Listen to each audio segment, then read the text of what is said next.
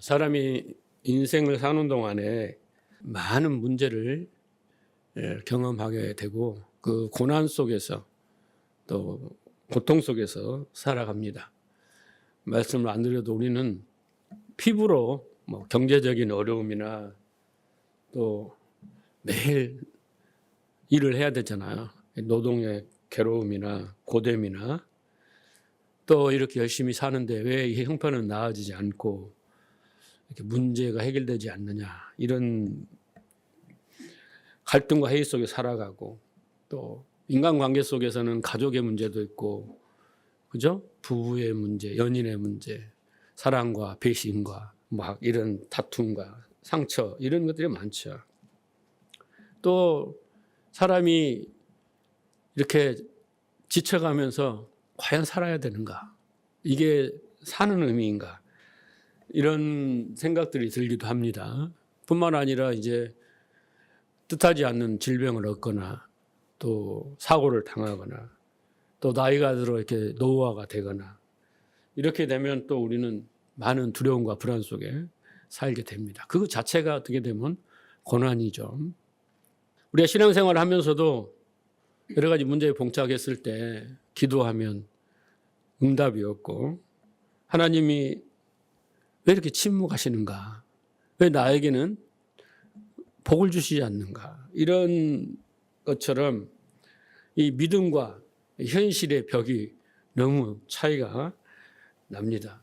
성경에도 보면 욥도 고난을 받잖아요. 무지무지한 고난을 받고, 다윗도 왕이 되기 전까지 수십 년을 고난 속에 살지 않습니까?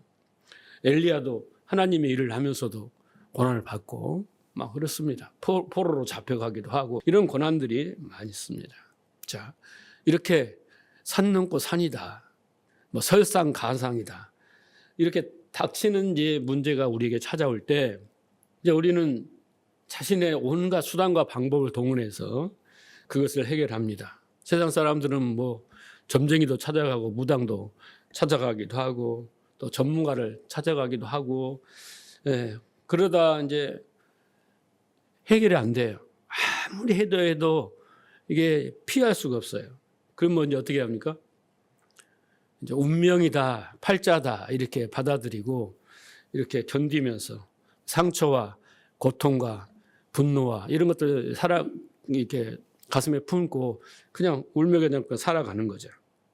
자, 그렇다면 이런 현실 속에서 하나님 믿는 사람들은 이런 고난의 문제를 어떻게 해결할까? 이제 이게 참 숙제입니다.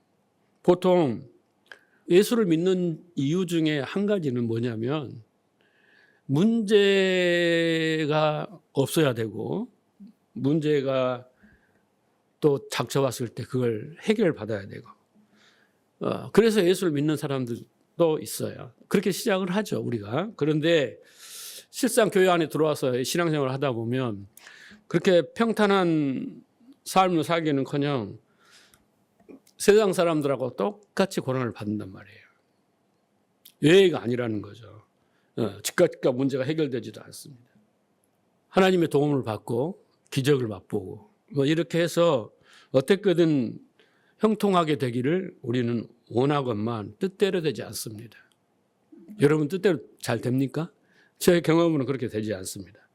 그래서 열심히 하나님을 섬기고 맨날 기도하고 또 여러 가지를 해보지만 안 되는 경우가 더 많아요. 점점 지쳐갑니다. 그러다 우리는 이제 하나님과 거리가 점점 멀어지고 이제 믿음에서 떠나는 경우가 간혹 있습니다. 자, 그런데 제가 생각하기에는 이 모든, 제가 부정적인 이야기를 좀 많이 했습니다만은 이 모든 문제를 해결하는 그 해답이 여러분 성경 안에 분명히 있습니다. 그래서 그 해답을 찾고 그것을 진리로 받아들이고 그렇게 문제를 바라보고 문제를 해결하면 되는데, 이상하게도 우리는 원체 성경을 안 보고 또 성경을 공부도 안 하고 또 그 답을 성경에서 찾으려 하지도 않고 뭔가 해결하려면 우선 인간적인 방법이나 사람들이 이러는 방법이나 이런 것들을 막 추구를 한단 말이에요. 저는 이 고난 앞에서 왜 하나님이 고난을 주시는가? 왜 고난을 허락하시는가? 이 고난이란 도대체 뭔가 이것을 성경을 통해서 해석을 잘 해야 된다고 봐요. 그래서 고난이 찾아오는 이유를 명쾌하게 딱 그렇구나를 알면 그때부터는 고난을 대하는 태도가 달라지는 거예요. 그런데 그런 것을 모르기 때문에 계속 고난 앞에 우리는 좌충우돌을 하는 겁니다. 자, 제가 오늘 그 정답을 알려드릴게요. 말씀을 잘 믿으시기 바랍니다. 그럼 고난이 이제 해결하기 시작되는 거예요. 자, 부와 명예와 권력과 지혜와 쾌락을 전무후무하게 누렸던 사람이 성경에 딱 유일하게 한 사람이 있는데 그게 바로 솔로몬이에요. 이 솔로몬이 전도서를 썼어요. 이 고난의 문제에 대해서 어떻게 이야기를 했나 보세요. 자, 전도서 1장 13절에 보면 마음을 다하여 지혜를 써서 하늘 아래서 행하는 모든 일을 연구하고 살폈다는 거예요. 네? 제가 말했잖아요. 부와 명예와 권력과 지혜와 쾌락과 재물과 세상에서 모든 일이 일어나는 일에 대해서 자기가 지혜의 최고봉이지 않습니까? 그래서 자기가 연구하고 살폈어요. 그런데 이 모든 일이 괴로운 것이라는 거예요. 그러니까 이 땅에 사는 일 자체가 뭐예요? 괴로운 일이에요. 할 말이 없죠. 응애하고 나오는 그 순간부터 고통이에요. 그잖아요. 엄마 뱃속에서 나오는 순간부터 왜 울어요? 빵긋빵긋 웃고 나와야 되는데 울고 나오잖아요. 괴로움이에요. 육체적 고통이란 말이야. 두려움, 이런 불안, 공포, 이렇게 나오잖아요. 그런 마음을 가지고. 그때부터 죽음에 이르기까지 우리는 불안과 두려움과 공포와 죽음을 받아들이는 그 순간까지 그잖아요. 그게 고통으로 시작해서 그 안에 일어나는 모든 일과 끝까지 다 괴로운 거다라는 것이에요. 자, 그런데 중요한 거 보세요. 하나님이 인생들에게 주사 괴로운 것을 고통을 주셨다는 거예요. 응애하고 태어날 때부터 괴로운 거예요, 그게. 근데 주셨다는 거예요. 여기 수고하게 하신 것이라, 그러니까 고통을 주셔서 우리에게 수고하게 했다라는 거예요. 근데 여러분, 수고는 여기서 무슨 뜻이냐면요. 히브리 말로 아나라는 뜻인데 고통이란 뜻이에요. 근데 그 속뜻은 뭐냐면 자기를 낮추다라는 뜻이에요. 그러니까 하나님은 좀 풀어보자면 응애할 때 고통을 줘서 죽음에까지 가면서 고통을 우리가 괴로움을 느끼는데 하나님이 그렇게 하셨다라는 거예요. 네? 그런데 왜 하냐면 그 고통을 통해서 우리에게 수고하게 하려고 하는 거예요. 이해하셨죠? 더 우리가 심화 있게 말하면 자기를 낮추다 그랬잖아요. 네, 우리가 어떤 존재인가를 알게 하는 거예요. 우리는 뭐예요? 스스로 하나님이 되어서 스스로 왕이 되어서 하나님처럼 왕처럼 살아가려고 하잖아요. 자기 뜻대로 천상천하 유아독전. 그것을 못하고 그런 존재가 아니다라는 걸 깨닫게 하기 위해서 그렇게 하셨다는 거예요. 자, 보세요. 10절 보세요. 3장 10절 전도서. 하나님이 인생들에게 노고를 주사. 여기 노고는 뭐냐면요. 일하는 거예요. 여러분 직장생활 힘드시죠? 그렇잖아요. 네? 사업하고 직장하고 얼마나 그러잖아요. 먹어야 사니까 일을 해야 되는데 그 자체가 노고인 거예요. 우리가. 세상에서 일하는 노고를 주셨는데 애쓰게 하신 것이라고 해요. 애쓰다 이 뜻이 뭐냐면 수고하고 같은 단어예요. 안하라는 뜻이, 안하라는 단어예요. 뭐 하려고? 왜 고생을 시켰다고요? 우리를 낮추게 하시려고 그렇게 하셨다라는 거예요. 그걸 내가 보았다 그러는 거잖아요. 자, 18절 보세요. 내가 내 마음속에 이르기를 인생들의 일에 대하여 하나님이 그들을 시험하시리니, 그렇죠? 네? 연구를 해보니까 왜 노고하게 하고 수고하게 해서 괴로운 것이라 그랬잖아요. 그것이 뭐냐면 하나님이 우리를 시험하시라는 거래요. 이 시험이 뭐라고 그랬어요, 여러분? 잘하나 못하나가 아니에요. 그 테스트가 아니에요. 이 시험은 뭐예요? 가르치기 위한 거예요, 뭔가. 그래서 시험하시리니 그들이 자기가 짐승과 다름이 없는 줄을 깨닫게 하심이라. 자, 정리를 해보세요. 왜 우리를 응애할 때부터 괴롭게 하셨고 인생 자체가 산 넘고 산이요, 설상가상이요, 고난에 계속 반복해. 하나 해결하면 또 오다고 또 나오고 그러잖아요.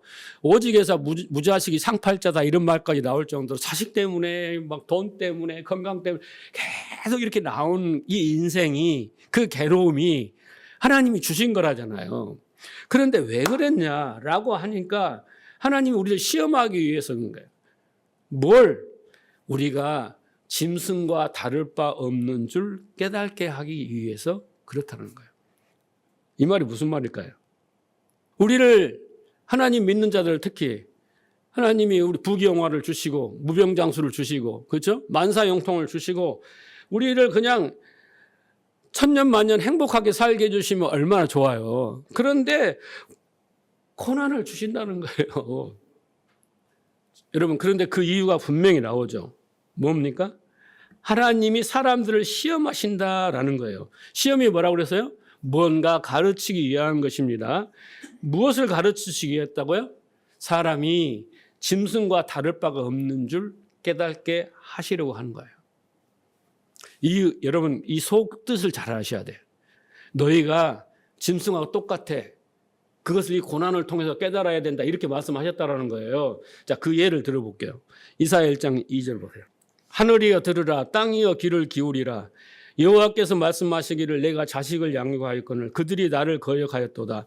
소는 그 임자를 알고 나귀는 그 주인의 구유를 알건만은 이스라엘은 알지 못하고 나의 백성은 깨닫지 못하는도다 하셨도다. 슬프다 범죄한 나라여, 허물어진 백성이여, 행악의 종자여, 행위가 부패한 자식이로다. 그들이 여호와를 버리며 이스라엘의 거룩하신 이를 만홀히 여겨 멀리 물러갔도다. 얼마나 매를 더 맞아야 너희가 정신을 차릴래? 그리고 뒤에 나오잖아요. 여러분, 그러니까 여기 보세요. 하나님이 택한 백성들이 많은 열방의 나라 중에서 택했잖아요. 그래서 하나님이 어떻게 했어요? 아브라함을 불러서, 지금 여기는 이사야 시대 아닙니까? 많은 역사를 우리가 알잖아요. 그런데 이 이사야 시대에 이 사람들이 짐승만도 못하다라는 거예요. 아니, 소도 그 임자를 알고 나귀도 주인의 구유를 아는데, 아니, 내 백성들이 하나님을 알지 못하고 깨닫지도 못하고 오히려 하나님을 버리고 거룩하신 이를 만홀히 여겼다. 이게 뭐예요? 짐승이에요, 짐승. 짐승만도 못해요. 그게 원래 사람은 짐승하고 똑같아. 그래, 안 그래요? 뭐가 똑같아? 사람은요, 육체적 구조를 보면 짐승하고 거의 비슷해요. 모양은 다르지만. 그렇잖아요? 그러니까 짐승은 뭐예요? 하나님을 알아봐요? 못 알아봐요? 못 알아보죠. 그렇죠? 그러니까 사람이 창조주 하나님을 알아보지 못하고 하나님과 상관없이 살아가는 것은 짐승과 같은 삶이다라는 거예요. 지금 이사야를 말씀을 통해서 어쩐다고요? 하나님을 알지 못하고 하나님과 상관없이 살아가는 게 뭐예요? 뭐래요? 짐승 같은 삶이에요. 그러니까 우리는 이 땅에서 이 고달픈 인생을 살아갑니다. 이 땅에 소망이 없고 사람에게 소망이 없고 오직 어떤 물질에도 소망이 없고 오직 하나님께 모든 것이 있다라는 걸 깨닫는 것이 짐승 같지 않는 사람이에요. 짐승은 먹고 마시고 싸고 먹고 마시고 싸고 종족을 번식하고 막 이런 것만 하잖아요. 그렇죠? 하나님도 필요 없어. 그냥 하나님이 만들어 놓은 세상에서 즐기고 사는 것이 짐승 같은 삶이에요. 짐승이란 말이에요. 그렇잖아요. 그럴 때 이스라엘 백성이 이렇게 살았다는 거예요. 그런데 짐승과 구별되는 사람은 물질도 재물도 권력도 쾌락도 뭣도 이것도 다 아니고, 그죠?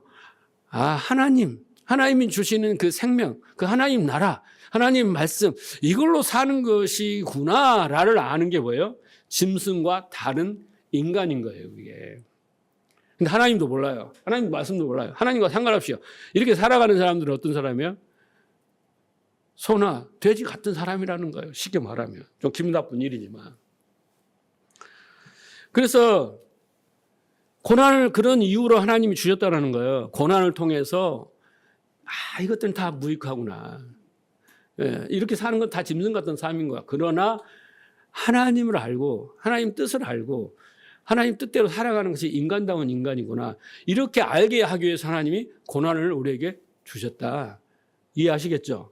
자, 그런데 우리는 인생의 목표도 그렇고 신앙의 목표도 뭐냐면 고난을 겪지 말자. 고난을 어떻게든 해결하자. 그리고 부귀영화를 누리고 살자. 그러기 위해서 하나님을 잘 섬기자. 라고 하나님 뜻에 반하여 우리는 뭐예요? 고난을 통해서 하나님 뜻을 알게 주시는데 우리는 상관없어. 나는 이 고난을 어떻게든 이겨내야 하고 통과해야 되는데 막아야 되는데 그건 하나님을 잘 섬겨서 해야지. 하나님 뜻과 정반대점에 대척점에 서 있는 거예요. 그게 우리의 종교이고 우리의 신앙의 목표가 돼버렸단 말이에요. 그러니까 여러분 우리가 이렇게 성경을 모르고 고난에 대해서 오해를 하면서 계속 그 고난을 해결하다 보니까 어떻게 되겠어요? 계속 고난 속에 있을 수밖에 없죠. 그잖아요? 고난하고 씨름을 할 수밖에 없어요. 씨름을 할 수밖에 없어요. 그러니까 여러분 인생의 고난은 인생을 부수고 저주하고 잘못했다는 그 벌을 주는 것이 아니라 어떻게 하는 거예요? 하나님의 뜻을 깨닫게 하고 인간다운 인간으로서 눈을 열어주고 귀를 열어주기 위해서 오는 수단에 불과하다. 그래서 여러분 고난에 대해서 오해를 하시면 안 돼요. 그래서 우리는 고난 앞에서 어떻게 무엇을 해야지? 이걸 통과할 수 있지? 무엇을 해야지 이걸 막을 수 있지? 무엇을 해야지 이걸 해결할 수 있지? 이런 것에 온갖 힘을 쓰고 여기에 막 꾀를 내는 게 아니라 이 짐승과 구별되는 진짜 인간은 이 고난을 받아들이는 거예요. 고난은 당연한 거야.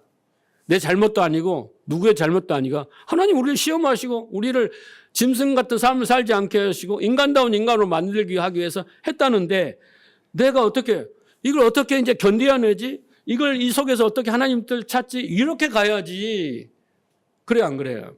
이렇게 가야지 고난하고 신으면서 네가 이기나 내가 이기나 해보자. 막 수단과 방법을 가리고 뭐 어떻게 해갖고 이걸 이기자. 이러면요. 거대한 막 폭풍이 몰아오는데 네가 센가 내가 센가 한번 버텨보자 하다가 나가 떨어지는 거예요. 그래서 우리는 은혜는 뭐냐면 하나님의 뜻을 깨닫는 게 은혜예요. 예. 육신의 즐거워 왔습니까? 예? 기력이 쇠합니까? 그걸 받아들여야 돼요, 우리가. 하나님이 이렇게 인간을 만들어 놨고, 이게 이제 우리는 하나님의 은혜와 능력이 아니면 살아갈 수 없는 무력한 존재. 이걸 깨달으면요, 그때부터 자유가 오는 거예요, 막. 이렇게 알아야 되는데, 우리는 반대로 살고 있는 거예요. 그러니까 여러분, 우리가 하나님을 믿는다 하면서 성경을 안 믿어요. 하나님을 믿는다 하면서 성경을 안 믿는다니까? 성경은 고난에 대해서 오늘 제가 설명하는 대로 이야기를 하잖아요. 근데 안 믿어. 여러분 또, 내일부터 또, 아니면 오늘 밤부터 또 고난이 오면 뭘 할 거야? 그렇게 생각 안 한다니까? 네. 자, 그래서 오늘 이 고난을 어떻게 이길 것인가? 이게 오늘 본문이 우리에게 그 해답을 알려주고 있어요. 그래서 제가 먼저 문제를 제시합니다. 자, 이제 8장으로 넘어와가지고 이제 우리가 공부를 할 텐데 제가 공부를 하다가 8장을 진도를 쭉 나가야 되는데 문득 깨달음이 있었어요. 보니까 6장부터 8장까지 오면서 가장 눈에 띄는 단어가 있었어요. 근데 보니까 어떤 것과 어떤 것을 비교해서 히브리서 기자가 설명을 하고 있더라고요. 보니까 뭐냐면 오늘 설교처럼 좋은 것이 있고 더 좋은 것이 있다. 그리고 좋은 소망이 있고 더 좋은 소망이 있다. 또 좋은 언약이 있고 더 좋은 언약의 보증이 있다. 그냥 좋은 직분이 있고 더 아름다운 직분이 있다. 이렇게 계속 더 좋은 언약의 중보자, 뭐 더 좋은 언약의 약속. 그래서 좋은 것과 더 좋은 것을 계속 비교를 해왔는데 제가 미처 발견을 못했어요. 근데 이번 주 설교를 하다가 앞부를 다시 한번 쭉 문맥을 읽다 보니까 눈에 딱 들어오더라고요. 그래서 이 부분을 우리가 히브리서 기자가 왜 이 말 썼을까? 지금 히브리서를 읽는 독자들이 우리보다 100배 이상의, 몇백 배 이상의 고난 속에 있었단 말이에요. 배교의 위험과 막 우상숭배 압박과 그잖아요. 막 이런 것들이 많아. 이래가지고 있는 사람들에게 뭔 말을 하냐면 좋은 것보다 너희에게 더 좋은 것이 있어. 이걸 붙들어. 그러면 고난을 이길 수 있단 말이야. 라고 6장부터 계속 이야기를 하고 있었어요. 그래서 제가 이야기를 한 겁니다. 자, 그래서 여기서 오늘 6절에도 나오잖아요.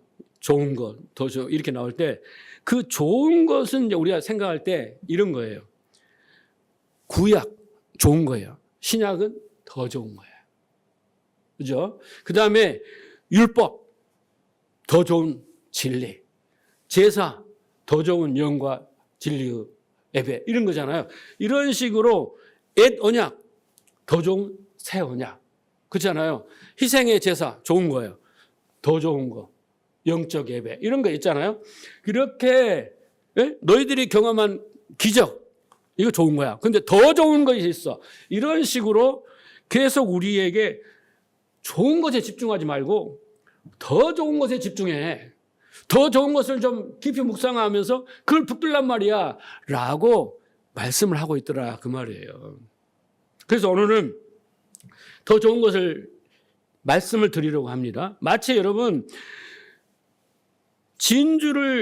예수님이 진주를 돼지에게 주지 말라라는데 그 돼지가 누구냐면요. 바리새인들이에요. 네? 왜냐하면 진주가 어마어마한 가치가 있잖아요. 그런데 손에다 주어졌는데 율법이란 것을 어마어마한 좋은 거예요. 근데 그것을 붙들고 이걸 가지고 그 가치를 알지 못하는 거예요. 잘못 알고 잘못 사용하는 거예요. 그래서 예수님이 주지 마라 하는 거예요. 아깝다고. 그래서 더 좋은 것을 우리에게는 알려주는 거죠. 그래서 우리가 진주를 발견하면 모든 소유를 팔아서 그 진주를 찾아다니는 진주 장사가 돼야 되잖아요. 그렇게 말씀하시는 거예요. 그 말씀인 거죠. 자, 그래서 히브리서 기자가 더 좋은 것의 그 가치와 능력을 알아야 됩니다. 왜냐하면 그것으로 우리는 고난의 현실을 이겨내고 견디고 하나님 뜻대로 살 수 있는 능력이 거기에서 오기 때문입니다. 라고 말씀하고 있는 겁니다. 자, 그러면 한번 살펴봅시다. 첫째, 히브리서 6장 9절을 봅시다. 사랑하는 자들아, 우리가 이같이 말하나 너희에게는 이보다 더 좋은 것, 곧 구원에 속한 것이 있음을 확신하노라. 그랬어요. 자, 항상 여러분, 성경은 누구하고 비교를 하냐면요. 좋은 것하고 비교를 하잖아요. 지금 더 좋은 것이 있다고 그러잖아요. 그러면 이 좋은 것을 가진 사람이 누구냐면 구약 사람들이고 바리새인들이에요. 무슨 줄 알겠죠? 그와 항상 비교를 하는 것을 잊어버리지 말아요. 큰 틀에서. 그래서 여러분 이보다 더 좋은 것이 있다라는 거예요. 근데 우리는 이보다 좋은 걸 가졌는데 좋은 걸 가진 사람이 누구라고요? 구약의 사람들이고 바리새인들이라고 그랬어요. 자, 그러면 이보다 더 좋은 것이 뭔가라고 했는데 여기 보면 뭐라고 했어요? 곧 구원에 속한 것이 있다. 누구에게? 우리에게. 그게 더 좋은 것이라고 하잖아요. 그럼 구원에 속한 것이 뭘까? 자, 봅시다. 히브리서 6장 4장 8절을 보세요. 지난주 공부했기 때문에 여러분 제가 빨리빨리 할 테니까 따라오시기 바랍니다.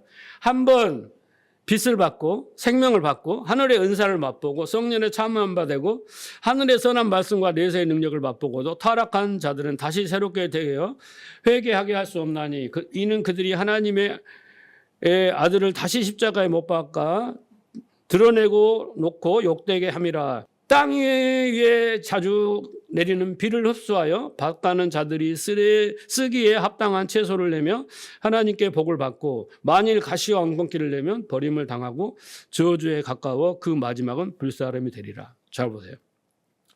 여기에서 맛보다라는 단어가 나오잖아요. 여러 가지 은사, 성령, 말씀, 내세의 능력, 생명, 맛보다라는 뜻은 무슨 뜻이냐면 여러분 맛보다 이 규모아이라는 뜻은 뭐냐면 먹었다가 아니라 입에 대보았다는 거예요. 먹어야 중요한데 그냥 입에만 대보고 맛만 봤어요. 맛만. 그러니까 체험은 해봤어요. 공부는 했어요. 그런데 그것이 나를 변화시키지는 못했다라는 뜻입니다. 그렇죠? 네? 우리가 교회에서도 보잖아요. 많은 기적을 체험한 분들이 있고 나도 기적을 체험했어요. 그런데 나는 안 변해요. 옛날 사람 그대로야. 10년 전에 그대로 그 모습에 그 지식에 그 믿음을 가지고 있는 거야. 그런 거 맛본 거예요. 그러니까 좋은 건 뭐예요, 여러분? 맛본 거예요, 맛본 거. 구원을 받았어. 그런데 좋은 걸 받았는데 맛보기만 하고 더 좋은 것, 그걸로 인하여 믿음이 진리를 깨닫고 믿음에 이르러 장성한 분량에 이르러 인격도 변화되고 성령의 열매도, 이건 없는 상태를 말하는 거예요. 그렇게 됐다는 거예요. 그 대신 여기 보세요. 비가 오면 땅이 그 물을 흡수해서 채소에게 이렇게 양분을 주면 팍팍 자라서 우후죽순처럼 커서 계절 따라 열매를 맺잖아요. 그게 당연한 거예요. 그것을 맛보았으면 그 열매를 맺어야 하는데 여기는 뭐라 했어요? 가시와 엉겅퀴를 내면 당연히 버림을 받고 저주에 가깝다라는 거죠. 그러니까 좋은 것을 가졌어. 그런데 이 사람은 가시와 엉겅퀴를 내.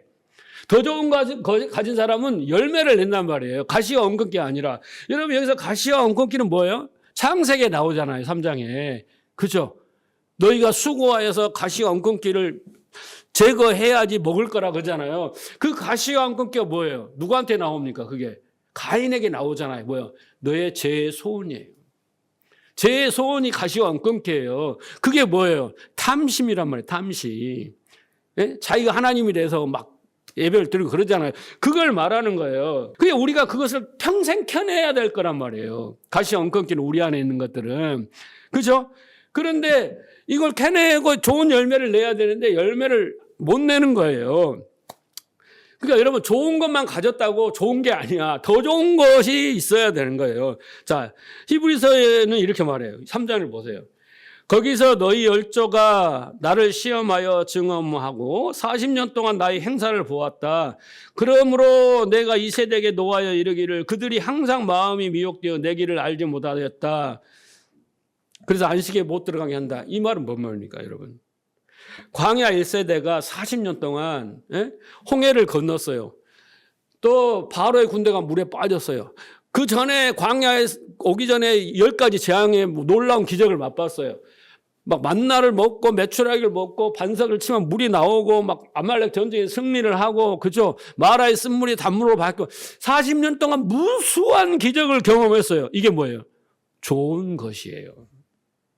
좋은 것을 경험했는데 그걸 통해서 하나님의 길을 알지 못했다라고 하는 거잖아요. 더 좋은 것을 알지 못했어요. 그래서 어떻게 했어요? 안식에 못 들어간 거예요. 그 말은 요즘식으로 말하자면 아까 뭐라 했어요? 은사를 맛보고 성령에 참여하고 말씀의 내세의 능력에 막 당당당 기적을 맛보고 하고 옆에서 보고 막 우와 하나님 찬양하고 눈물 콧물 다 쏟았어. 좋은 걸 다 경험했어. 그런데 안 변해. 안 변한다니까. 하나님 뜻을 알지 못해. 그래서 자꾸 어때? 또 기적 주세요. 기적 은사 이것만 주세요라고 계속 엎드려. 내가 잘못해서 안 주나 회개하고 막 충성하고 뭐 이렇게 먹고 몇 시간 기도하면 뭘 받는다더라. 이러고만 있는 거예요. 하나님은 그걸 통해서 하나님 뜻이 있다고요. 아까 뭐라 그랬어요? 너희가 짐승 같은 존재인 걸 깨달으고 생명이 없으면 내가 없으면 너는 짐승이다라는 걸 알게 하려고 고난을 준다 그랬잖아요. 그걸 좀 깨달아라. 네 한계를 깨달아라. 하나님 없으면 안 됩니다라고 고백하게 하려고 준다 그랬잖아요. 그 뜻을 모르는 거예요. 그 좋은 것에 맛을 들려가지고 자꾸 좋은 것만 달라고 하는 거죠. 그런 거예요. 자, 그러니까 여러분 여기에 보면 이보다 더 좋은 것은 구원에 속한 것이라고 그랬잖아요. 그러면 구원을 받은 자의 실제 열매가 있어야 되는 거야. 여러분 이걸 잘 들으셔야 돼요. 자기한테 정언을 해야 돼. 열매가 없는데 자기가 믿음 좋다 착각하면 안 되고 뭘 바라면 안 된다니까. 그렇잖아요. 자, 그러면 여기 보세요. 갈라디아 6장 14절. 바울이 더 좋은 것이 뭐였나 보세요. 바울은 뭐예요? 좋은 것을 가진 사람이었잖아요. 그죠? 최고로 많이 가진 사람이었잖아요. 좋은 것을. 자, 내게는 우리 주 예수 그리스도의 십자가 외에는 결코 자랑할 것이 없으니 그리스도로 말미암아 세상에 나를 대하여 십자가에 못 박히고 내가 또한 이 세상에 대하여 그러하냐. 이게 뭐예요? 더 좋은 거, 구원에 속한 거란 말이에요. 바울이 이렇게 고백을 하잖아요. 이렇게 변화됐잖아요. 이게 구원에 속한 것이 있어요. 그럼 너 진짜 구원받은 거고 진짜 복받은 거야. 이제 걱정하지 마. 이 이야기를 한단 말이에요. 그렇죠? 이 이야기 17절 보세요. 이후로 누구든지 나를 괴롭히지 마라. 내가 내 몸에 예수의 흔적. 이 흔적이라는 것 제가 신학교 때 늘 이게 묵상하면서 하는 게 스티그마. 어떤 사람은 기도를 열심히 했더니 여기 핏자국이, 못자국이 생겼다는 그런 전설 따라 3.1 같은 책을 읽었어, 내가. 그래서 나에게도 스티그마. 막 얼마나 기도했겠어, 신학교 젊었을 때 막 기도해. 이 흔적이 있어야 돼, 흔적이. 그죠? 여러분, 흔적이란 뭔지 아세요, 여러분? 여기서 이 단어가 그 말굽에다가, 쇠 말굽에다가 밝게 달궈가지고 딱 K. 다 가면 이거 저 이니셜이 K거든요. K를 찍으면 이 손은 내 거야 라고 할 때 찍은 게 이게 스티그마 흔적이란 말이에요. 그죠? 그래서 내가 누구에게 속했는가를 몸에다가 표시하는 게 뭐냐면 이 스티그마 흔적이란 말이에요. 흔적. 바울은 이 흔적이 있었다라는 거예요. 흔적이. 그래서 이 그리스도에 속한 사람은 이 신앙 고백과 삶의 자리 그 속에서 십자가의 흔적이 있어요. 십자가의 흔적이 있다는 거예요. 이게 뭐예요? 구원에 속한 거야. 더 좋은 거예요. 이거 있어? 안심해. 걱정할 필요 없어. 하나님이 다 이유로 함께 하실 거. 걱정하지 말라는 거예요. 흔적도 없는 사람이 자꾸 하나님한테 하면 너 흔적 만들어라. 내가 너에게 흔적을 만들고 있다. 이렇게 응답하신다니까요. 그래서 그 흔적에 대해서 6장 10절 이하에 보면 너희가 정말 어떤 대가 없이 그 사랑으로 성도를 섬기고 믿음을 잃지 않고 그 중보자를 붙들고 이 살아가는 것들에 대해서 쭉 설명이 나와 있습니다. 그래서 여러분에게 어떤 스티그마, 이 예수의 흔적이 있는가, 구원에 속한 것들이 뭐가 있는가를 확인을 해요. 이거 있으면요, 여러분 안심이에요. 걱정할 필요 없어요. 예? 그렇잖아. 누굽니까? 다니엘처럼 불구덩이 들어가도 걱정할 일이 없다니까요. 안 믿으시네. 걱정할 일이 없어. 왜? 그 흔적이 증표야. 그렇잖아요. 오늘 죽어도 그 증표가 있는 한은 걱정할 일이 없는 거예요. 자, 그 다음에 보세요. 히브리서 7장 19절. 율법은 아무것도 온전케 못할지니라 이에 더 좋은 소망이 생기니 이것이 우리가 하나님께 가까이 가느니라. 여기도 뭐라고 했어요? 더 좋은 소망이 있죠. 그러면 앞에 있는 소망은 뭐예요? 좋은 거죠. 좋은 소망이죠. 근데 그 좋은 소망이 뭐예요, 여러분? 율법인 거예요. 그죠? 근데 그 율법이 소망인데 율법으로는 아무것도 할 수 없다잖아요. 그러니까 율법의 체계는 좋은 거야. 체계는 좋은 건데 그 율법이 뭐냐면 죄를 드러내고 어떤 기준을 제시하고 인간의 무능함과 죄를 폭로하고 그 율법 안에는 저주와 사망 안에 있다고 가르치잖아요. 그것만 하는 거예요. 그것도 좋은 것이야. 짐승 같은 사람들은 몰라. 근데 짐승 같은 사람을 데려다가 율법을 줘서 너희가 짐승하고 다를 바가 없어. 왜? 하나님 생명이었으면 그렇게 되는 거야. 이거 알려주는 게 율법이랑 좋은 거란 말이야. 근데 거기서 멈추지 않고 더 좋은 것이, 율법보다 더 좋은 것이 우리에게 있다. 네? 그것이 더 좋은 소망이다라는 겁니다. 그래요, 안 그래요? 그래서 이것으로 우리가 하나님께 가까이 가는 거야. 율법으로는 하나님께 가까이 갈 수가 있었어요, 없었어요? 성전 뜰에서 대기하고 있어야 됐잖아요. 대제사장만 혼자 대표로 갔지. 휘장이 찢어져서 우리는 담대히 들어간 것이 더 좋은 거야. 근데 대제사장만 들어간 것도 좋은 건데 우리는 쫙 휘장이 찢어져서 하나님께 직접 가서 기도하고 그렇잖아요. 하나님을 대면할 수 있잖아요. 그렇게 됐잖아요. 그것을 말하는 거예요. 그걸 믿으라는 거예요. 자, 여러분 좀 뭔가 소망이 생기죠. 나에게 스티그마가 있어. 그래. 그건 뭐 걱정할 거 없어. 유전자를 조사해봐. 뭐 그래갖고 너 주워 왔다. 다리 밑에 주워 왔다. 맨날 우리 어렸을 때 듣고 자란 거야. 그렇죠? 그때 얼마나 불안해. 그렇잖아요? 쟤는 더 사랑하면 쟤는 직접 엄마 아빠가 낳은 것 같고 나는 주워 온 것 같아. 이렇게 했는데 유전자를 검사하기 전까지 그렇잖아요. 유전자를 딱 검사해 보니까 99.999로 일치. 그러면 어떻게 해요? 당당해지잖아요. 당당해. 그렇잖아요. 그러니까 우리가 구원에 속한 이 흔적, 그리고 율법보다 더 좋은 소망, 이것을 우리가 붙들기 시작하면 우리에게 힘이 난다니까. 확신이 쓰고 막 담대해진다니까요. 자, 그 이야기를 하는 거고요. 그 다음에 22절에 보면 뭐라고 했어요? 22절 7장. 이와 같이 예수는 더 좋은 언약의 보증이 됐다라는 거예요. 자, 그러니까 또 여기서 좋은 건 뭐냐면 언약만 준 거예요. 좋은 것은 언약만 준 거예요. 하나님이 아브라함에게 뭐 했어요? 12장에 언약을 했잖아요. 세 번에 걸쳐서 언약을 주셨잖아요. 그런데 이제 예수를 통해서 우리는 그 언약의 보증을 받은 거예요. 보증. 그 보증이 뭐예요, 여러분? 보증은 단순한 약속한 자가 아니라 이 언약이 실패할 경우 그 결과를 책임지는 사람이 있었고, 보증인, 연대 책임자, 빚을 대신 책임지는 사람, 계약을 이행하는 위해서 자기 존재를 담보로 제출하는 게 바로 보증자예요. 그렇죠? 그러니까 우리는 언약을 받은 사람은 먼 미래만 바라보고 언약대로 이루어주세요. 믿습니다. 이 정도 끝났지만 이제는 그 언약의 실체, 이루실 분, 그 보증을 우리에게 딱 주었어요. 이분이 모든 걸 책임지고 이분이 우리를 그 약속대로 다 하겠다는 보증으로 하나님이 예수를 우리에게 주셨단 말이에요. 그리고 실제로 오셔서 다 하셨어요. 그걸 가진 거예요. 좋은 걸 가진 사람은 아브라함을 멀리서만 바라봤다니까요. 근데 우리는 그 실체를, 그 보증자를 우리가 네가 내 안에 내가 내 안에 뭐 이렇게 된 거잖아요. 그렇게 했다는 거예요. 예수님 자신이 언약의 보증서다. 다음 시간에 이제 우리 공부하겠지만 언약, 새 언약, 옛 언약, 이 이야기가 중복돼서 내가 다음 시간에 하겠지만 그것도 말씀하셨어요. 6절에 오늘 본문에 나옵니다. 자, 그래서 여러분 지금까지 더 좋은 것들에 대해서 살펴봤는데 히브리서 기자가 이 더 좋은 것들, 좋은 것과 더 좋은 것을 비교해 강조하는 이유가 뭐라고요?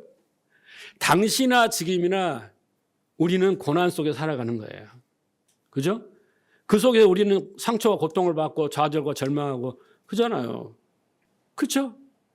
여러 가지 말할 수 없는 고난 앞에서 또 믿음과 그 관계 속에서 우리는 막 이러지도 못하고 저러지도 못하고 세상 사람 같으면 막 하고 하고 싶은 대로 살 텐데 그러지도 못하고 그렇게 살아가는 거예요.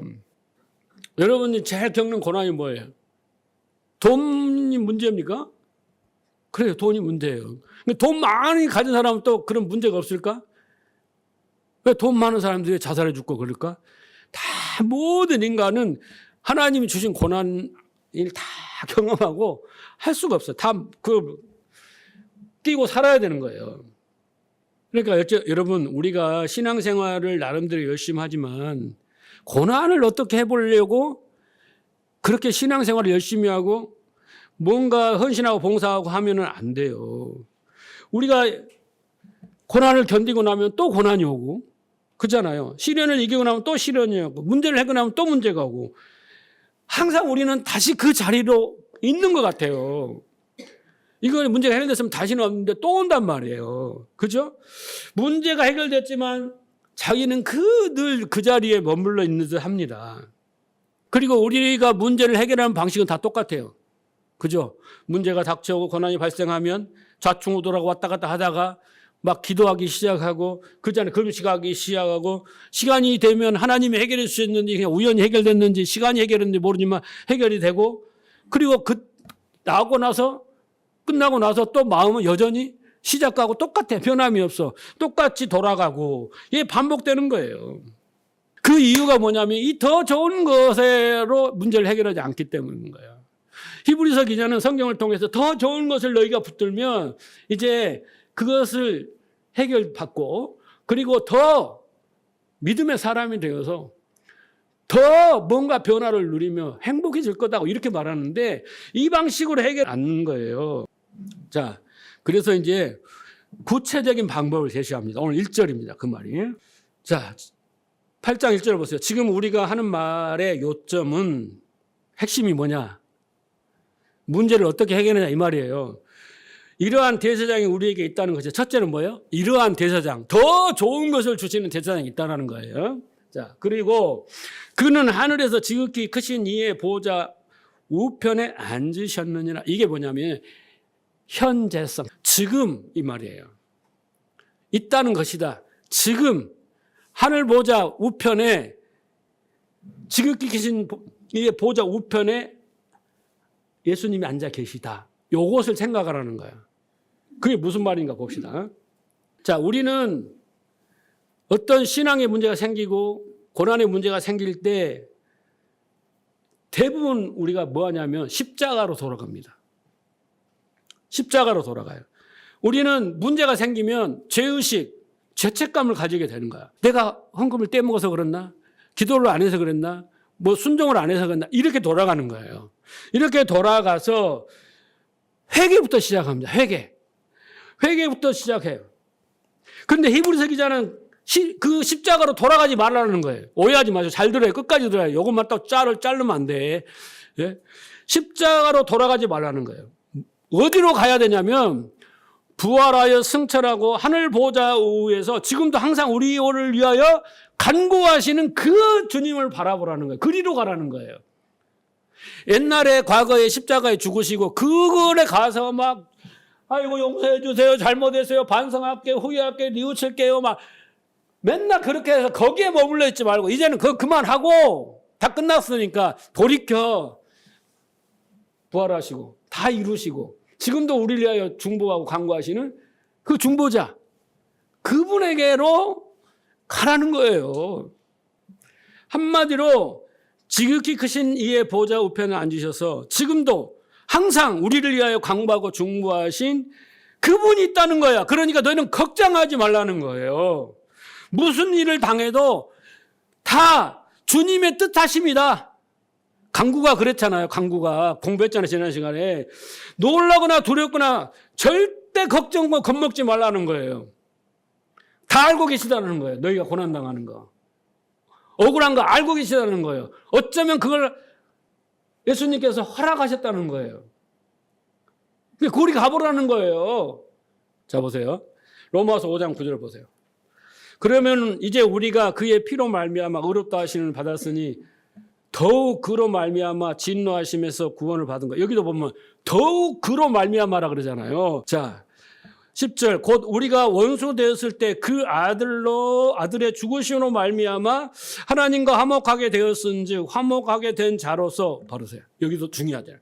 더욱 그의 살아나심으로 말미암아 구원을 받을 것이라. 그러니까 과거에 어떻게 했어요? 그 아들의 죽으심으로 더욱 그걸로 말미암아 우리가 구원을 받았는데 구원받은 이후에 이제 하나님과 화목됐는데 그 이후에 우리의 삶은 더욱 그의 살아나심으로 말미암아 이루어질 거라는 거예요. 구원이 완성될 거라는 거예요. 이해하시겠어요? 앞에는 어떻게 했어요? 예수님이 십자가를 이뤘어. 그러니까 구원받았습니다. 누가 잘하나 봅시다. 누가 기도 많이 하나, 누가 전도 많이 하나, 누가 잘하지, 잘하는 사람 상 주고 복 줄게. 요게 아니라 이제 구원해놓고 하나님이 그렇게 하는 게 아니라 이제는 더욱더 우리의 구원받은 이후에 신앙생활 이후에 더욱더 어떻게 해요? 더욱더 그의 살으심으로 말미암아 부활로 말미암아 우리에게 더 구원을 온전케 하실 것이다 라는 거예요. 그러니까 뭐 하라는 거예요? 아니 십자가에 못 박혀 죽으신 것도 우리를 위해서 우리를 살리기 위해서 한 건데 이제 그리고 죽으셨는데 부활하신 주님은 그보다 더 잘해줄 거 아니냐라는 거예요.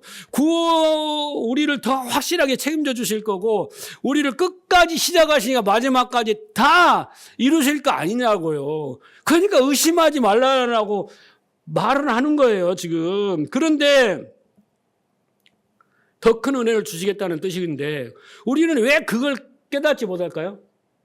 그걸 믿지를 못할까요? 내가 원하는 것이 있어서 그래요. 그래 나 구원 받았어요.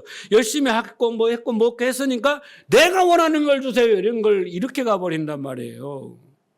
항상 삼천포로 가는 거예요. 잘 가다가. 근데 우리가 아들을 십자가에 죽으시고 직접 와서 모든 걸 다 하시는 분이 다 이루었는데 살아나셔서 이제 뭐 하시고 계시겠냐고. 예? 살아나셔서 더욱더 우리를 위해서 하실 거 아니냐. 그잖아요. 그러니까 믿고 맡기고 그분을 따라 가라는 거잖아요.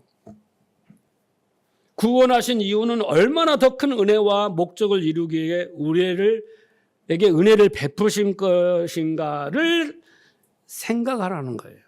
근데 우리는 앞에 것은 잘 알아. 뭐 십자가에 주고 막 해서 막 얼마나 아프셨을까. 그래서 우리를 막 채찍을 막 구원. 요건 잘 아는데 앞에 것은 잘 알고 믿어요. 근데 이후에 이 부분에 대해서는 우리가 관심이 없다. 관심은 오직 그걸 근거로 내가 헌신하고 봉사하고 충성했으니까 하나님 이루어주세요. 요거에만 관심이 있는 거예요. 내 뜻을 이루려고. 왜 우리가 신앙생활에서 행복하지 못하고 믿음이 장성한 분량에 이르지 못한 것은 우리의 지식과 믿음이 십자가의 죽으심에만 멈춰있기 때문이에요. 그래서 끄떡하면 십자가로 가는 거예요. 나쁜 건 아닙니다. 나쁜 건 아닌데 우리는 끄떡하면 천국에 가서 상급을 받자. 이 땅의 고난을 잘 견디고 그 대가로 상을 받자. 이런 식으로 머물러 버린단 말이에요. 그래서 우리가 십자가 앞에서 엎드리고 반성하고 후회하고 계속 그것만 하고 있어요. 여러분, 우리의 모습은 성경은 이렇게 말하고 있습니다. 보세요. 에베소 1장 13절. 그 안에서 너희도 진리의 말씀 곧 너희의 구원의 복음을 듣고 그 안에서 믿어 약속의 성령의 인치심을 받았으니 이는 우리가 기업의 보증이 되사 그 얻으신 것을 속량하시고 그의 영광을 찬송하게 하려 하심이라. 우리의 모습은요, 하늘의 신령한 복을 받고 성령을 통해서 깨닫고 그 은혜와 영광을 하나님께 찬송하는 모습으로 딱 정해졌어요. 이사야 43장 7장에도 나의 영광을 찬송하게 우리를 지었다고 그러잖아요. 그런 모습으로 계시록에 이미 써야 가면, 그죠? 그렇게 되는 거예요. 자, 그래서 보세요. 그래서 어떻게 했냐면 성령을 어떻게 하셨다? 성령으로 인치셨다. 우리를 성령으로 내주하게 하셨다. 그런 뜻이잖아요. 인치셨다는 거예요. 그래서 그 보증으로 성령이 우리에게 오셨어요. 보증으로. 자, 그래서 성령이 우리 안에 계십니다. 믿습니까? 예. 그런데 우리 현실은 전혀 달라요. 이게 괴리가 있는 겁니다. 신앙에. 자, 로마서 8장 26절 보세요. 이와 같이 성령도 우리 안에 연약함을 도우시나니 우리는 마땅히 기도할 바를 알지 못하나 오직 성령이 말할 수 없는 탄식으로 우리를 위하여 친히 간구하신다. 성령이 내 안에서 영원히 함께 계신다 그랬잖아요. 그리고 내 안에서 뭐하래? 우리가 연약하여서 마땅히 빌 바를 알지 못해. 그렇죠? 진짜로 하나님 뜻을 구해야 되고 뜻을 알아야 되는데 몰라. 근데 성령이 말할 수 없는 탄식으로 우리를 안타깝게 여기시면 우리를 위해서 친히 간구하신다. 여러분, 성령이 우리를 위해서 뭘 간구하실까요? 예수님의 간구, 성령의 간구는 똑같겠죠? 그러면 여러분 여기를 잘 들어보세요. 우리 집을 잘 되게 해주시고 나를 잘 되게 해주시고 뭐 이건 간구 전만의 말씀이에요. 거꾸로 생각하시면 안 돼요. 여기는 뭐냐면요. 여러분 27절 보세요. 마음을 살피신 이가 성령의 생각을 아시나니 이는 성령이 하나님 뜻대로 성도를 위하여 간구하심이라. 하나님 뜻대로 하나님 성도 우리 자매님 우리 반주하는 자매님 뭐 이루어주세요. 이렇게 기도한다고요? 무식한 소리예요. 무식한 소리. 뭔 이야기를 하냐면 거꾸로 생각하세요. 이 엇법상 거꾸로. 성령이 우리 안에서 뭘 하냐면요. 하나님이 우리에게 향하신 뜻이 있어요. 있어요 없어요? 그게 성경 아닙니까? 근데 우리가 연약하여서 알지를 못해. 듣지를 못해. 그러니까 성령이 오셔서 우리에게 반대로 하나님의 뜻이 우리에게 이해되고 깨달아져 진리가 되도록 성령이 간구를 하시는 거예요. 해석이 이상해서 여러분 막 우리를 대신에 기도하신다. 걱정하지 마라. 천만의 말씀이에요. 거꾸로 생각을 해요. 성령은 진리의 성령이에요. 진리의. 기도의 성령이 아니라 진리의. 기도는 프로시코마이는 뭐예요? 위로부터 오신 하나님 뜻이잖아요. 그걸 알게 해주는 분이 성령이에요. 성령이 우리를 위해서 하나님 뜻대로 기도하는 게 하나님 뜻을 우리에게 알게 하기 위해서 기도하시는 거예요. 그러면 그것이 뜻이 어떤 거예요? 진리가 되는 거예요. 진리. 그러면 어떻게 되는 거예요? 우리가 그게 믿음이 되어서 믿음은 하나님 뜻을 따라 살게 되는 거예요. 그죠? 이렇게까지 하나님이 우리에게 하신다는 거 아니겠습니까? 그렇죠? 그래서 여러분 우리는 성경은 성도가 겪는 고난이라는 이 현실을 당연시 이야기를 하고 있어요. 고난 갖고 알고 보면 안 돼요. 고난은 하나님이 주신 거라잖아요. 인생들에게 짐승인 줄 알게 하려고. 그래서 깨달은 자는 짐승인 같이 안 산다니까요. 그것을 당연시 고난을 한 거예요. 그러니까 성경에는 다 고난의 역사야. 왜? 이 땅이 어둠이거든요. 욥기는 뭐라고 하냐면 이 인생이 구더기 같은 인생과 벌레 같은 인생 이렇게 말하는 거예요. 구더기 같고 벌레 같은 인생이 오직 고난이 많을 수밖에 없겠어요. 그렇죠. 그래서 우리가 이 한심해하고 불만족스러운 이 현실, 이게 바로 하나님의 뜻이고요.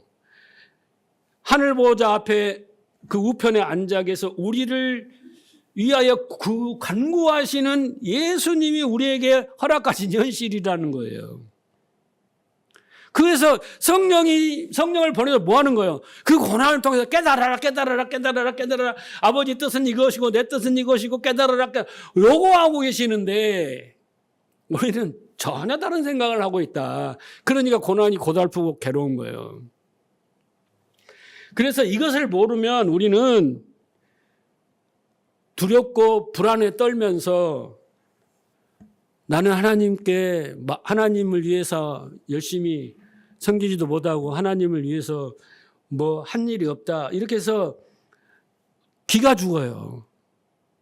그리고 우리의 잣대가 죄를 지었냐 안 지었느냐 여기에만 매몰되어 있기 때문에 하나님은 우리보다 도덕적으로 완벽하고 신앙적으로 막 바울과 같이 대라가 아니에요. 하나님이 만들어 가시는 거예요. 그렇게. 근데 우리는 거기에 한 거예요. 여러분, 하나님은요, 우리가 탕자처럼 살겠다고 그러잖아요. 그럼 하나님이 허락하셔요. 왜 그러겠어요, 여러분? 한번 살아보라는 거예요. 한번 살아보고 깨달으라는 거예요. 내 말이 참말인지 거짓말인지 네가 옳은 건지 틀린 건지 한번 살아보라고 허락하신 거지 하나님 몰라서 허락한 거 아니에요.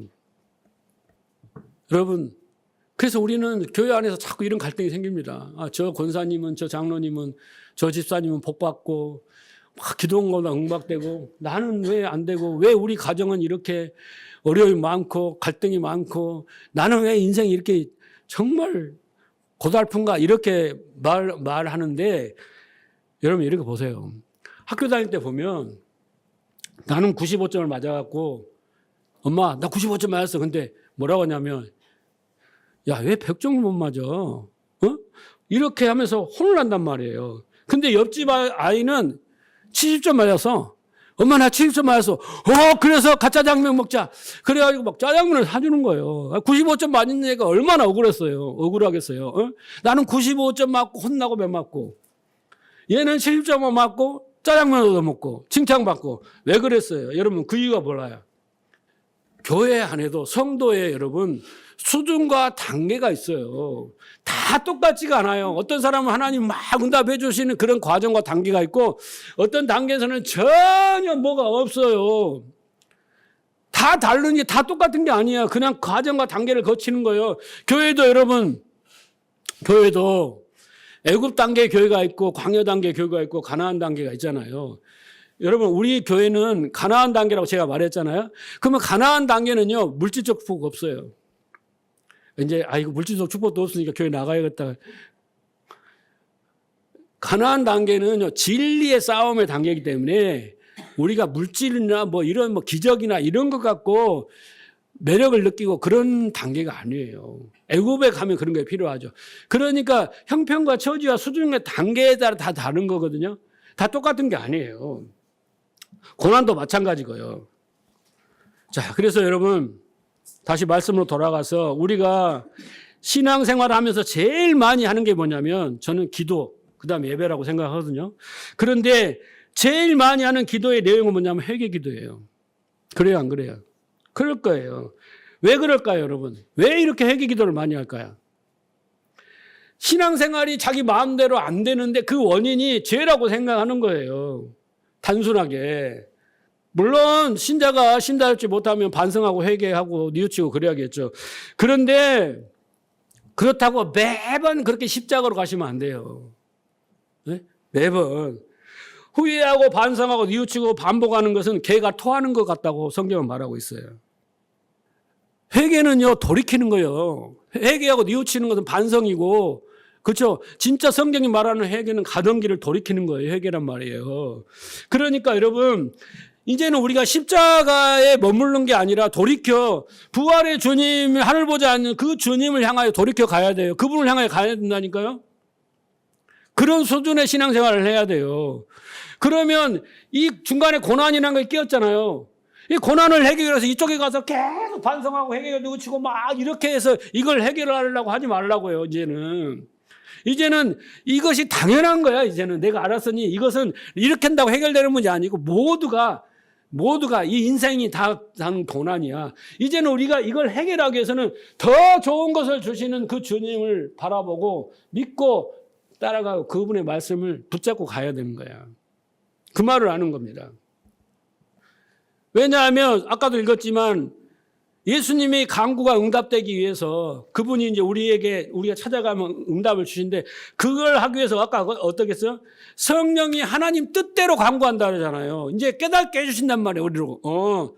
그 고난을 통해서 내가 너에게 이것을 선물로 주기 위해서 이것을 깨닫게 하기 위해서 그래서 이 문제를 해결하기 위해서 네 믿음의 분량을 더 키우기 위해서 하신다고요. 그분이 그 일을 하시는 거예요. 이분은 그 일을 안 하셔. 십자가에 죽으셔서 이루시는 일만 하신단 말이에요. 그런데 살아났어. 이제 더 좋은 걸 주신단 말이에요. 우리가 무엇을 바라봐야 되는가 여러분 잘 아셔야 돼요.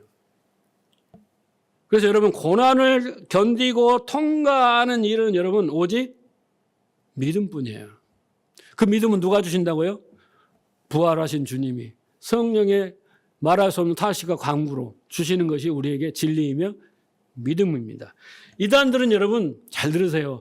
이단들은 내가 천국을 가게 해주겠다. 14만 4천에 들어가게 해주겠다. 복을 받게 해주겠다. 고난을 해주겠다고 말하는 것은 교회 안에서 이렇게 선포하면요. 그 교주예요, 교주. 성경에 그런 말이 없어요. 그죠? 이단이란 말이야. 끝이 달라. 처음에는 같은데. 그 다음에 율법주의나 이런 종교인들은 이 메시지는 고난을 해결받기 위해서 회개하라. 고난을 해결받기 위해서 헌신하라. 봉사하라. 충성하라. 순정하라. 이게 바로 율법주의인 거예요. 좋은 것을 가진 자들이에요. 그런데 하지만 성경은 분명히 말합니다. 너희는 더 좋은 것을 가졌어. 이것을 말하는 것이 진짜 복음이에요. 진짜 복음입니다. 이것을 믿는 것이 진짜 신자예요. 성도인 거예요. 이제는 부활의 주님이 우리를 위해서 간구하시고 우리를 위해서 복을 주시고 성령을 통해 주시는 그것을 받아서 고난도 새롭게 조명하고 나의 삶도 새롭게 조명하고 내 인생도 조명하고 지금 닥친 현실도 다 조명돼요. 그것을 깨달아 알아진단 말이에요. 그렇게 돼서 어떤 확신을 가지고 나아가는 거예요. 믿음으로. 하박국이 그랬잖아요. 그래서 어떻게 했어요? 그 고난의 현실, 뭐가 없어도 뭐가 안 되고 해서 다 고난의 현실 아닙니까? 그것을 성령의 간구, 부활하신 주님의 간구, 뭐 이런 거죠. 그 간구를 통해서 깨달아지니까 의인은 믿음으로 살리라. 깨달아지니까 할렐루야. 그래서 어떻게 했어요? 나는 하나님 여호와로 말미암아 기뻐하고 즐거워하라. 여기에 중요한 단어가 뭐예요? 여호와만으로 만이에요. 다른 거 아니에요. 밭에 소출이 아니에요. 외양간에 소가 아니에요. 여호와만으로 기뻐하고 즐거워하게 되는 거예요. 여러분도 그렇게 되기를 주님으로 축복합니다. 그러면 다 형통하게 되는 거예요. 요셉이 감옥에도 가고 버리면 물구덩이 빠지고 막 했지만 그가 형통했어요. 그 이런 일이 안 일어난 게 아니라 그 경로에서 형통했어요. 왜 형통했어요? 그가 하나님이 그와 함께 하심으로 형통한 거예요. 지금은 어떻게 하나님이 말씀으로 진리로 함께 해주시면 여러분 삶이 형통하는 거예요. 수준이 높죠, 여러분. 지금 막 여기서 뭐 해라 지지고 볶고 막 이런 수준이 아니잖아요. 성경 말씀은 분명히 있는데 우리가 성경을 너무 모르니까 거기에 매몰돼서 아무리 밟았는데 그 수렁에서 벗어나지 못하는데 오늘 말씀을 통해서 이 고난이란 문제를 다시 한번 정리를 하고 우리가 믿음으로 받아들이고 앞으로 어떻게 할 것인가를 해나가는 거예요. 여러분 부디 하늘 보좌 우편에 앉으신 예수님을 의지하시고 그 말씀에 귀 기울이시고 그 말씀에 인도받는 여러분 되시길 주님을 축복합니다.